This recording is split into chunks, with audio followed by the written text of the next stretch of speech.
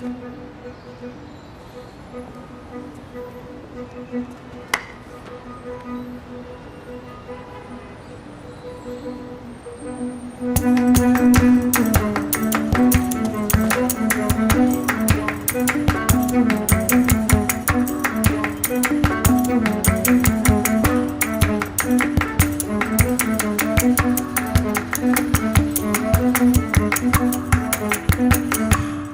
back to Global Village. I'm your host, Buddy Kunana, and tonight's topic is UNESCO Global Festivals. And joining us is no better resource to talk about this topic than Cecil Guitora Alvarez. She is a pillar in the arts community in the Philippines and president of the International Theater Institute.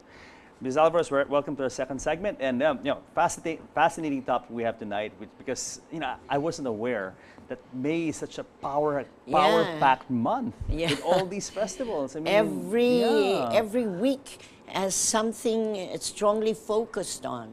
Why May? Why is this convergence in May? You have all Maybe these because different... it's almost, well, it's summer and the weather is better around the world, hopefully. I guess. And UNESCO's headquarters is in Paris. It's and in Paris. Paris in the spring probably it's lovely.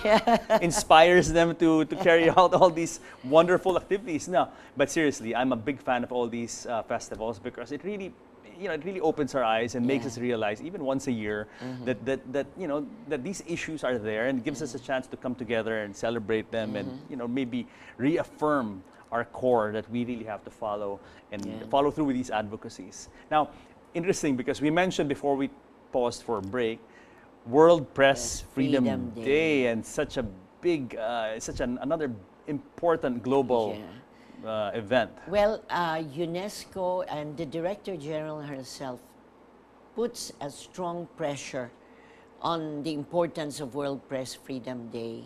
And she travels in different parts where it's being celebrated. And the idea here is they're up front to defend the cause of freedom. As you know, when there is armed conflict and when there are political difficulties occurring, the ones that suffer most is news coverage. Yes. And there is a record of many both print and journalists and broadcasters who have really lost their lives because they really speak the truth. One of the most dangerous professions in the world, I should think, being part of the fourth estate. Yeah. No. And especially where there is armed conflict. It's, that you either get imprisoned or you get deported or you get killed. But Ms. Alvarez, let's not even talk about places where there are armed conflict, like Syria and Iraq and Afghanistan. Let's talk about America, which is really the bastion, supposed to be the bastion of democracy. Recently, we had the White House Correspondents' Dinner, that famous. It's a famous event in Washington, D.C., and one of the glitziest social events. And for the first time, I think, in 30 years or 40 years, the President of the United States did not attend the White House Correspondents' Dinner. And, everyone knows about the conflict or the tension that the Trump White House has with the press. Well, you know that it's out in the open. The president of the U.S. is getting mad with CNN, is getting mad with New York Times. Calls them fake news. Yeah. So that's what's coming up. We're not new to fake news. Yes. Remember? Yes. Especially during martial law. No, it's out there. Well, your own mother had an endangered life as somebody writing in what they call the mosquito press. The opposition media back then. So the press is always stressed as a real spine for a vital democracy. So it tries to defend where freedom of expression is at stake or endangered. And that is very important. It's what do you call a balm in Gilead for those who are nervous or worried, knowing that there will be somebody who's going to stand up. I'm very glad we're talking about this topic now as part of the international observance of all these festivals in May, because as you know, we're on GNN, and in this network actually we have some of the most independent, some of those fiery, hard-hitting Broadcasting, talk show station hosts talk shows, on currently in Philippine media. And so we take great pride here in GNN on being very independent. And so World Press Freedom Day definitely hits a spot with us. Yeah, for GNN. Absolutely, absolutely. Well, I think not just Press Freedom Day, it goes also to freedom of artistic expression. It's twinned together. Absolutely, absolutely. So it's very important that it is stressed because during the time of martial law, we had to appeal not just for for persons who were breaking, well, the knuckles of a controlled press, but we had to appeal also for artistic expression. For instance, we in the International Theatre Institute, we started here in the Philippines the Third World Festival, and it moves. And it was moving to Uganda, and you know, at that time, Uganda was in the same situation with Absolutely. Idi Amin. Yes. But it was going to be the host.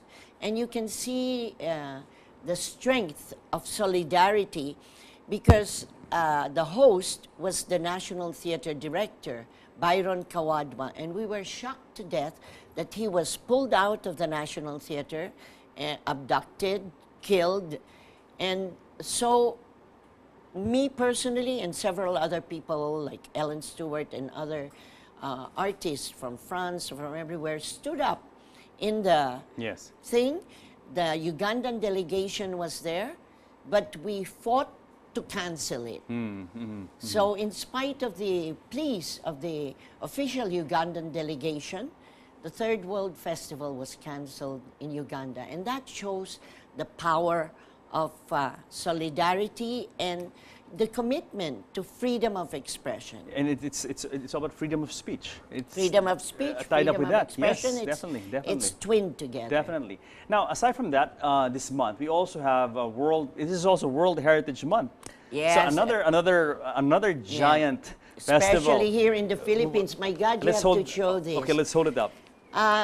There's World Heritage everywhere in the world, and UNESCO has a committee, and the Philippines is now a member of the Heritage Committee that more or less does the selection, the study, the vetting of who will be the declared heritage sites. UNESCO World Heritage Site. Sites. Now, Ms. Alvarez, let's define it now for a moment because people have traveled around. Keep seeing this. Okay, this is a declared UNESCO World Heritage Site. What does it mean exactly? What does it mean to be a UNESCO World Heritage Site? Meaning to say the memory, the treasure, the importance, how it was created, and how it's being sustained must continue. It must live on. For instance, in Angkor Wat, that's a World Heritage Site in Cambodia. Definitely. And your father was a the first ambassador after Rogelio de la Rosa. Yeah. So what I say is, for us in the Philippines, it's important also to know our own World Heritage Sites. Let's name them. Well, okay, you I know have one. the Cordillera Rice Terraces. There you go, Banawe Rice Terraces. Yeah. Okay. Which You are the have in others? Palawan too. You have the Underground River. Underground River, and you have the coral sites. Yes. Okay, then you also have the churches. You have Magyao Church in Iloilo, and you have the churches, of course, in Ilocos. Okay. Okay. Beautiful. And not Beautiful only churches, that, Yes. Vigan itself is a World Heritage City. Okay. Okay. So, maganda pong dalawin talaga ito, no? Yes. Before going, let's say, to Switzerland, maybe we should be able to visit and appreciate our own World Heritage Sites. And there are many more which are being nominated from our country. Mount Apo, several other places. Okay. Two questions. Number one, what is the benefit of becoming a UNESCO World Heritage Site? Does it get funding from the UN Yeah, it does for its get help. development? It gets all that? expert assistance. Okay. For instance, when our Cordillera Rice Terraces were endangered, we were able to seek assistance for experts to help. We even paralleled them with the terraced vineyards in Italy. So there is this power of support that, hey, don't destroy it. You know, Yes, yes. it's a treasure.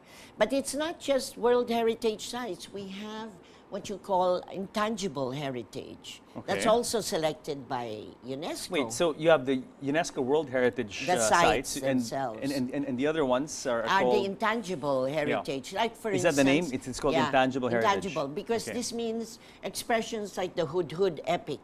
Okay, yes. So Okay. you're talking about cultural, Cultural like heritage. expressions, Yeah, okay. uh-huh. All right. And you also have our Muslim intangible heritage.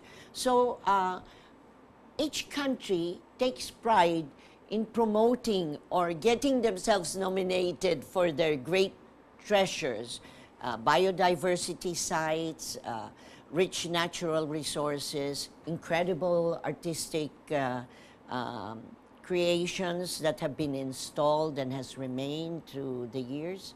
So, as a matter of fact, UNESCO has championed the security.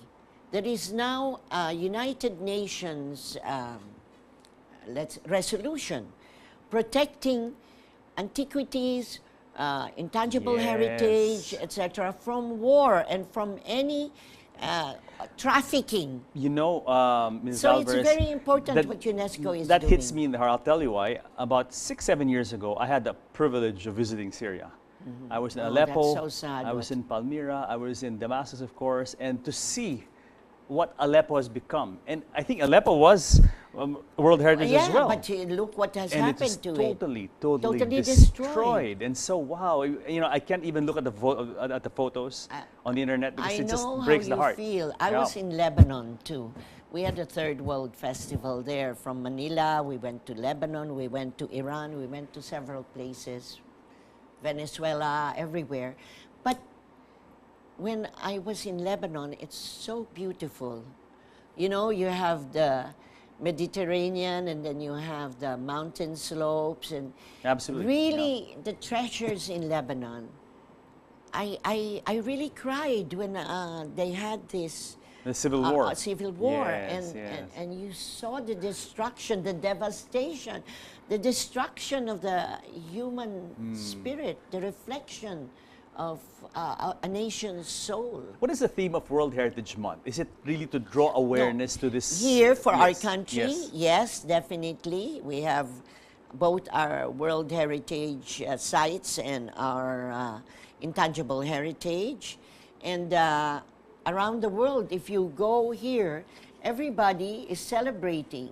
In, as you said, like in Cambodia, if you say you're going to visit Cambodia, you have to visit Angkor Wat. Absolutely, absolutely. If you It's don't, single you know, biggest reason to go to Cambodia. Oh, I go to Cambodia, right? You have to see and Angkor it's Wat. become a real magnet for tourism, but it should be sustainable tourism. I'll tell you a very unique story because when I was in exile, I was doing workshops, including in the Caribbean. And there is this country, St. Lucia, a small island. Yes, yes. And all of its economy is dependent on its sustainable tourism, which is a very rare bird. I was shocked that there were tourists coming from Russia, from London, from everywhere, and the way they took care of it, that's important also to know how to take care of it. You know, you can't just go to this mountain and go bird watching. You can't bring any food. Of course, there'll be a canteen somewhere there, but you can't bring anything up. And they don't allow more than 50 people at a time. So you really protect your heritage site. You just don't say, oh, tourism, sige, andayin ninyo, and then it becomes a garbage pool. Absolutely, The absolutely. rules are very strict. It's amazing. Absolutely. Ms. Alvarez, we have to pause for a break. When we come back, we're going to talk about International Arts Education Week, and we'll try to squeeze in also some other advocacies that we are pushing and that we want to promote and things to move the world forward, basically. So guys, stick around because more of UNESCO Global Festivals when Global Village returns.